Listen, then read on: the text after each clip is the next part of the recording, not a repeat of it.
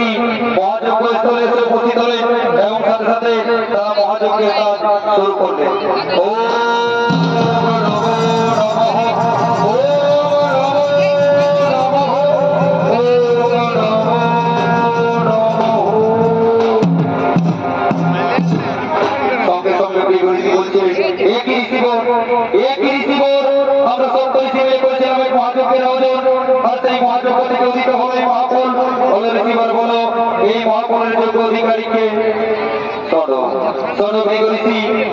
অধিকারীকে আমরা কেউ বলতে পারবো না এই মহাপুরের যোগ্য অধিকারীকে, তবে একমাত্র বলতে পারে দেবর্ষী নারদ। ও তাহলে আর বিলম্বের নাই প্রয়োজন, চলো সকলে মিলে মরতে করি দেবর্ষী নারদের স্মরণ।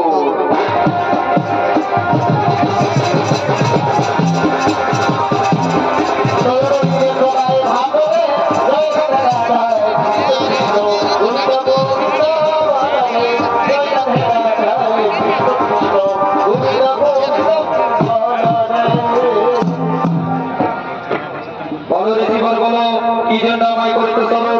ওহে দেবর্ষী নারদ, আমরা সপ্ত ঋষি মিলে করেছিলাম এক মহাযজ্ঞের আয়োজন, আর সেই মহাযজ্ঞ থেকে অতীত হয়েছে এই মহাফল।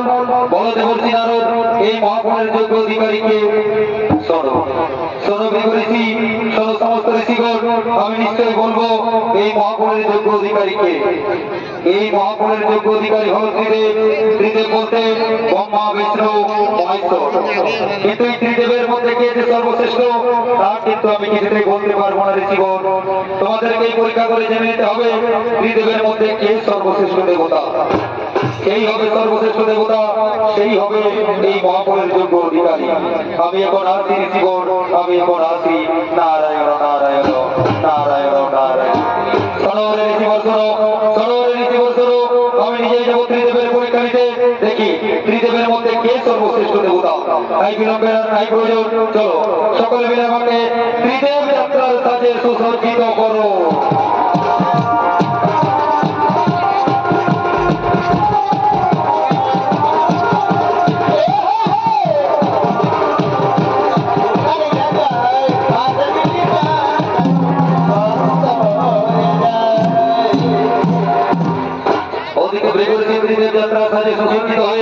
ত্রিদেবের পরীক্ষা নেওয়ার জন্য বেরিয়ে পড়লেন।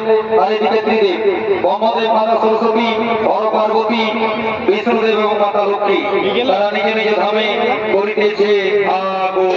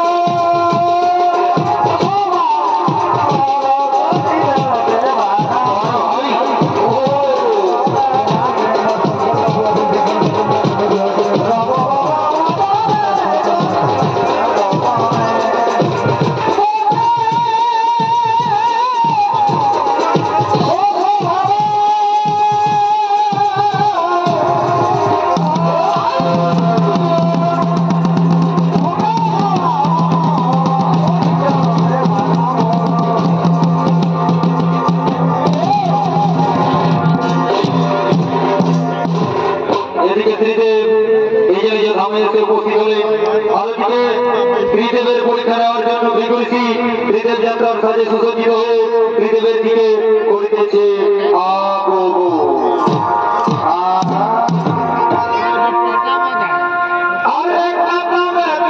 ফুটে ওই